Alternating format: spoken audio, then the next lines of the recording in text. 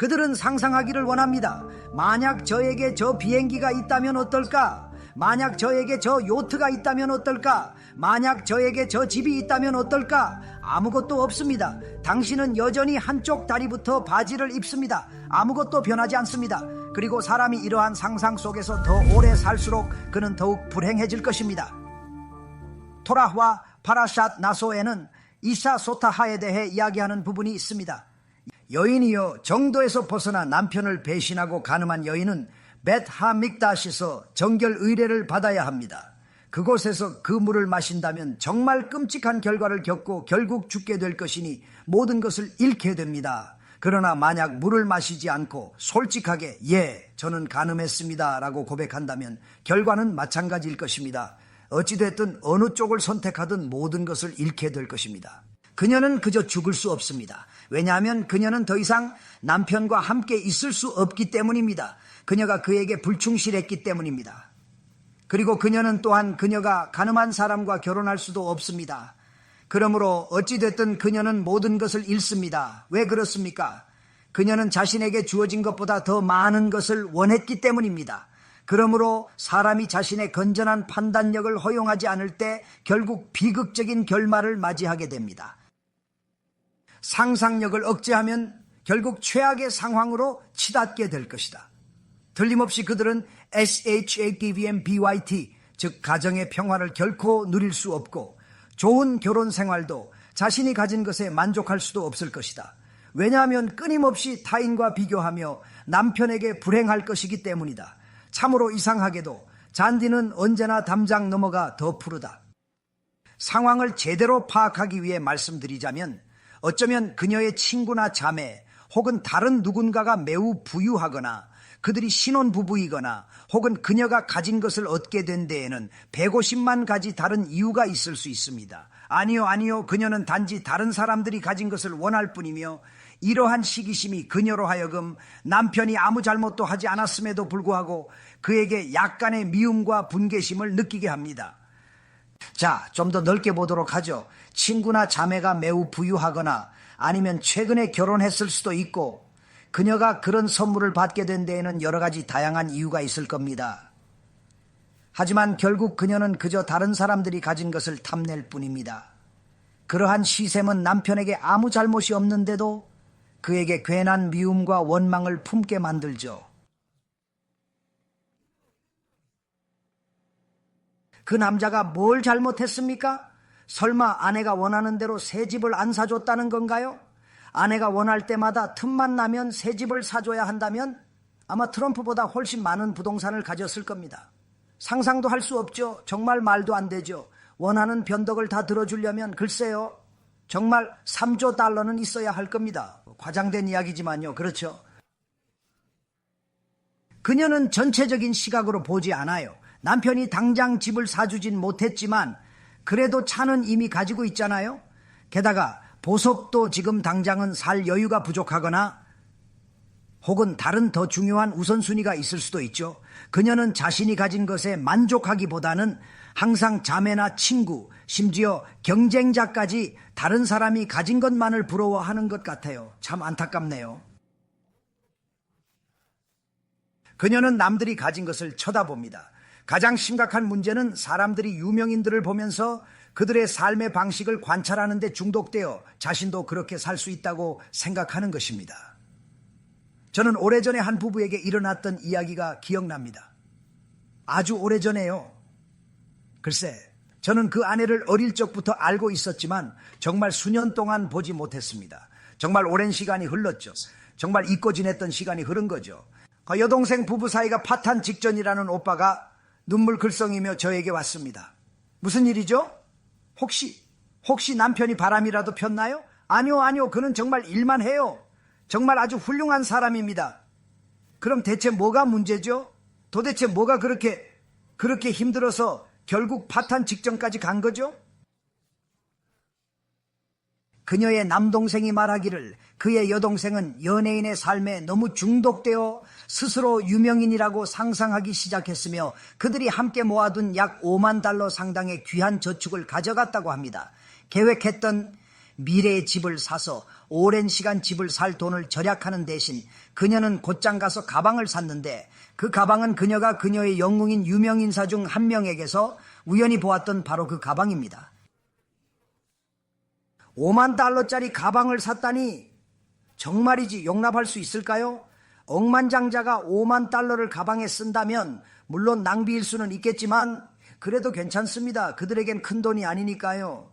하지만 순자산이 고작 5만 달러밖에 안 되면서 가방에 5천, 심지어 5만 달러를 쓴다면 그건 정말 제정신이 아니라고 생각합니다. 도저히 이해할 수가 없네요. 안타깝게도 이는 사회적으로 정말 안타깝게도 너무나 흔해졌습니다. 갚을 능력도 없이 돈을 빌리는 건 분명 죄악입니다. 정말 갚을 수 없다면 절대로 빌려선 안 됩니다. 이는 게네바 도둑질로 여겨집니다. 사람들은 정말 필요해서가 아닌 단지 상상 속 누군가처럼 그렇게 보이려 하기 때문입니다. 그래서 더욱 안타깝습니다. 정말 마음 아픕니다. 물론입니다. 제가 도와드리겠습니다. 그러한 전제를 이용하여 사람들의 저속한 열망을 자극하는 기업들이 많이 있습니다. 예를 들어 최고의 휴가지나 1,000달러 휴가와 100,000달러 휴가를 비교하는 비디오를 만드는 사람들이 있습니다. 그러면 비디오가 문자 그대로 수백만 조회수를 기록하는 것을 보실 수 있습니다. 왜 그렇습니까? 사람들은 글쎄요 100,000달러 휴가가 어떤 모습인지 보고 싶어 하기 때문입니다. 정말 그렇죠. 물론입니다. 여러분 10,000달러짜리 집과 1,000,000달러짜리 집을 한번 비교해 볼까요? 많은 분들이 순수한 호기심으로 영상을 시청할 겁니다. 1,000만 혹은 1억 달러짜리 집은 과연 어떤 모습일까 궁금해서겠죠. 1달러짜리 비행기부터 10억 달러짜리 비행기까지 그 무엇이든지요. 그래서 결국 수백만 명이 접속하게 되겠죠. 비록 10억 달러짜리 비행기를 살 수 없다는 걸 알지만 실제로 굳이 그럴 필요도 없습니다. 심지어 소유주조차 더 이상 원치 않으며 그 비행기의 용도는 단지 비디오 촬영용일 뿐 실제 10억 달러 가치는 전혀 없죠. 결국 요트 등 비싼 물건들은 그저 과시용일 뿐입니다. 그렇다면 이 비디오를 시청하는 사람들은 과연 어떤 생각을 하게 될까요? 그들은 그걸 보면서 무슨 감정을 느낄까요? 그들은 상상합니다. 만약 내가 비행기, 요트, 아주 멋진 집을 가졌다면 무엇을 했을까 하고요. 아무것도 실제로 달라지는 건 별로 없어요. 똑같이 잠을 자고 밥을 먹고 한쪽 다리씩 바지를 입겠죠. 결국 변하는 건 아무것도 없어요. 이런 부질없는 상상에 깊이 빠질수록 점점 더 불행해질 뿐입니다. 그들이 불행해지는 이유는 언젠가 현실을 자각하게 되기 때문입니다. 그가 그토록 바라보는 아가씨가 결코 그와 함께하지 못할 것이라는 사실을 깨달을 때 비로소 현실이 닥쳐오는 것입니다.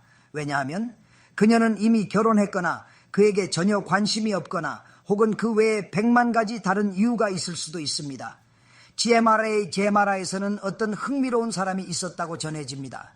그리고 그중 한 명은 다른 아가씨는 관심 없었어요. 그는 의사에게 갔고 죽어갑니다 라고 말했죠. 의사왈 왜 죽어가십니까? 이웃집 아가씨가 저와 결혼을 안 해줘서 그래요.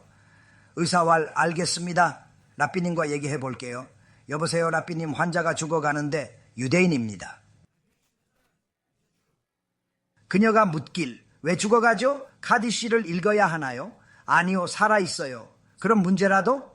그 아가씨와 결혼하고 싶어 해요. 상관없잖아요? 아가씨가 싫어하나요? 네. 그럼 다른 사람을 찾아봐요. 안 돼요. 꼭 그녀여야 해요. 그럼 아가씨를 보여줄까요? 라삐께서 답하시길 차라리 죽는 게 낫지 그녀를 보면 안 돼. 의사가 환자에게 돌아와 말하길 죄송하지만 라삐께서 반대하셨습니다.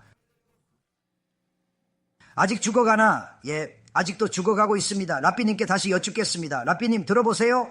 그가 죽어가요. 어제보다 훨씬 더 심각합니다. 제발 그녀와 이야기하게 해주세요. 왜? 무슨 얘기? 아니 그녀 때문에 얼마나 죽어간다고 할 겁니다. 레베께서 말씀하시길 죽게 둬라. 그녀와 얘기는 절대 안 된다. 젊은 남녀 간의 정욕뿐인 대화는 절대 안 돼. 부부 관계를 위한 대화이거나 이미 부부이기 때문에 꼭 대화가 필요한 것입니다. 남편과 대화해야지. 이웃과는 그런 사적인 대화를 나누면 안 됩니다. 이웃이 찾아오면 제 남편은 지금 안 계세요. 안녕히 가세요. 라고 딱 잘라 말씀하세요. 플라토닉 관계는 결국 문제의 소지가 있으며 사업하는 여성에게도 마찬가지입니다. 더욱이 오해를 살 만한 행동은 피해야 합니다.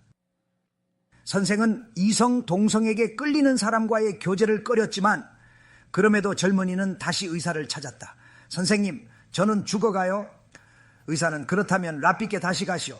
젊은이는 다시 랍비에게 말했다. 랍비님, 환자가 정말로 죽어갑니다. 라고 했다.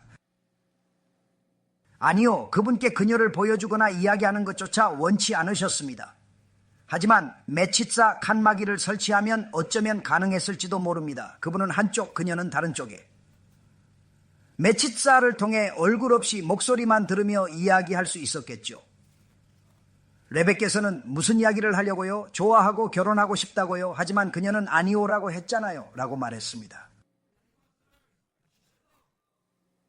예, 저희 목소리가 어쩌면 위안이 되었을 수도 있습니다. 레베께서는 그녀를 죽게 하라. 오비데이 이스라엘과 이야기 못하게 하라고 단호히 말씀하셨습니다. 저희는 그저 욕망을 충족시키기 위해서가 아닌 아이들과 민족을 보호하기 위해 이 자리에 있습니다. 플라토닉 관계는 글쎄요, 존재하지 않습니다. 환자의 욕망을 방치하는 것도 안 됩니다. 당신의 병은 결코 절대로 나의 비극이 될 수는 없는 것이죠. 사람들은 상상 충족을 위해서 점점 더 타인의 삶을 삽니다. 마치 그것이 자신의 삶인 것처럼 말입니다. 그들은 이러한 비디오들을 시청하고 이러한 방송들을 시청하면서 마치 저 모든 유명 인사들, 저 모든 퇴바스러운 것들, 그리고 문자 그대로 저 모든 영적인 괴물들과 같이 타인의 삶을 살아가기 시작합니다. 이는 정말이지 그저 사람들의 정신을 오염시키는 행위입니다. 정말 끔찍하고 안타까운 일이 아닐 수 없습니다.